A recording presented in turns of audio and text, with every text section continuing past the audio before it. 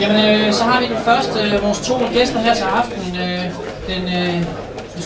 Den gamle, det er ikke sådan ment, men den tidligere norske landsholdsspiller og træner for blandt andet Rosenborg, spiller i Rosenborg mange gange, mester i Norge, Ola By Rise, som har været tilknyttet klubben her i en lille uge. Vi aftalte, at jeg spørger Ola på dansk, og så svarer han på engelsk. Skulle der nogen, der har lyst til at få det oversat, så må I lige pipe til. Men Ola, nu har du arbejdet med truppen her i noget, der ligner en uges tid. Hvad er det for en AGF-trup, du har mødt? It's a squad with a splendid voice. First, I'd like to say that. And they're working hard. They've been working hard this last week. I'm sorry that I'm talking English, because if I'm supposed to talk Norwegian when I'm from the middle of Norway, you wouldn't understand anything at all. So I think English is better. And not like Ståle. But I feel sorry of course, for the club, but also for the players, because they've been working very hard. As a footballer, you know it's very hard when you have lost one game, 2 games, 3 games, and to get rid of the 7 defeats in a row, it's very hard. But we started with 2 good days in the beginning of the week. First time I met them, try to wash away those games, be concentrated on the training pitch for Friday, Saturday, Sunday. Strong believing that we could win today. Had a game plan that should work. And of course that moment of decision when you get the big chance and you are sure that it ends up in the back of the net, and then you're like, yes. And then it hits the goalkeeper, and it's 35 seconds, and then it's the back of the other net. So it's the small margins all the time. But down in the dressing room, there was, of course, a terrible disappointment. But at the same time, it's 3 games left. And I think the last 2,000 years, there have been more spectacular happenings than winning the 2 next games. You agree? Yeah. It's possible. And as long as it's possible, it's more than 2,000 years ago, in fact. As long as it's possible, I believe that the players down here will fight for it, all the way. Of course you need some luck, you need to hit the back of the net when you have the big chances, but you have to believe. And I know that one of the most disappointed here will be Steffen. Velkommen til dig, Steffen Rasmussen. I meningen forstand, du er også tilbage i målet efter et par kampes, et par håndfulde kampes pause. Steffen, lige på fra en anfører, der går ud fra, har siddet og talt med nogle af de mest skuffede fodboldspillere i Danmark lige nu. Hvad siger I til hinanden dernede i rummet? Jamen, vi er jo selvfølgelig dybt skuffede alle mand, og der sidder og hænger med hovedet, det giver sig selv. Men omvendt er det også vores pligt at få rejst os igen, og vi er nødt til at gå hen og rundt og klappe hinanden på skulderen. Det er jo ikke nogen skyld. Enkelt mand, at vi taber sådan en kamp her, det må vi stå sammen om. Og vi må også rejse os sammen, sådan er det. Og det er vi simpelthen nødt til. Nu kan vi være skuffet lige lidt nu her, og så må vi samle kræfterne, og så må vi simpelthen komme op på hesten igen i morgen. Det lyder fuldstændig åndssvagt, det er jeg klar over. Men det er sådan, det forholder sig, det er vi nødt til. Nu er fodbold jo et kollektivt spil, som afgør sig enkeltpersoner, og den chance, man taler om heroppe bagefter, er Jesper Langes kæmpe chance til taler allersidst.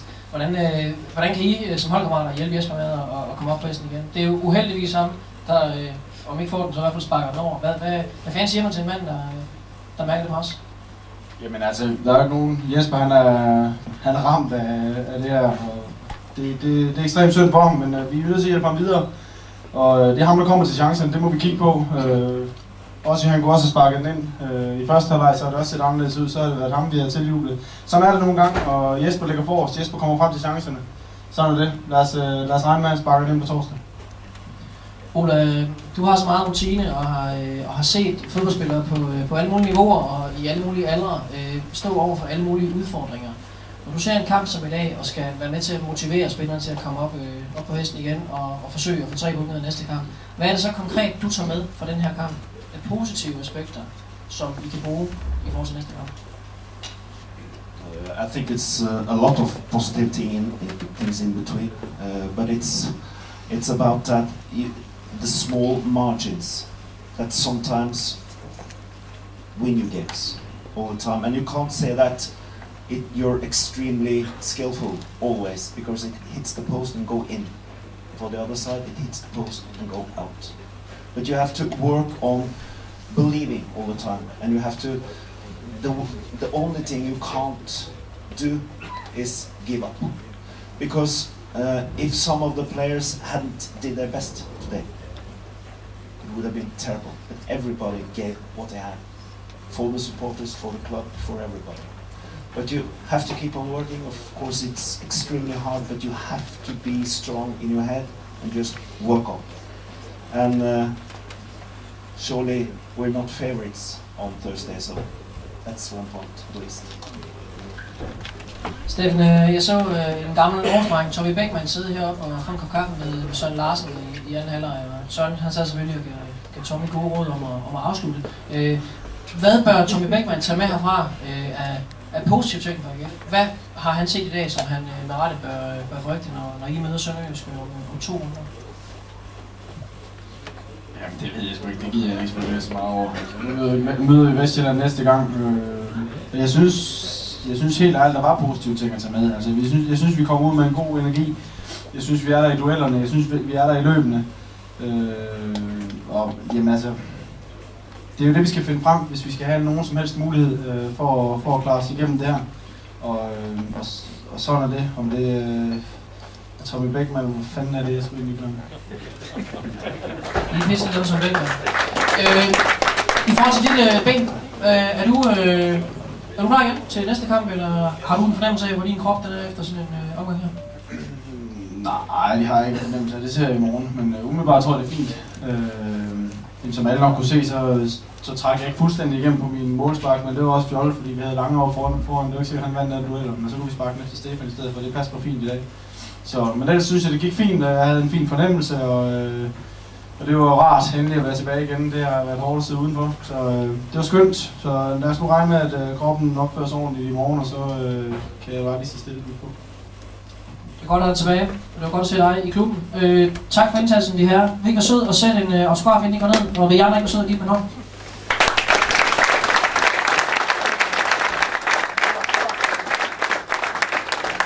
Så skal jeg bruge et ungt menneske. Vil du hjælpe mig? Ja. Hvad hedder du? Oscar. Oscar. Sådan. Højt og tydeligt. Oscar, vi finder lige bolden heroppe med visitkort. Tak for det.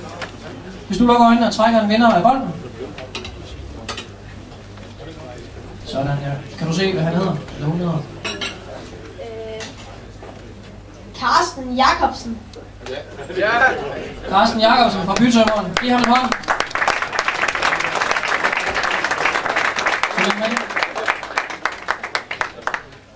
Det var det for os for i dag. Tag en øl på vej ud og vær hilset igen til næste hjemmekamp, som er mod Sønderjysk. Fortsæt god aften. Christian.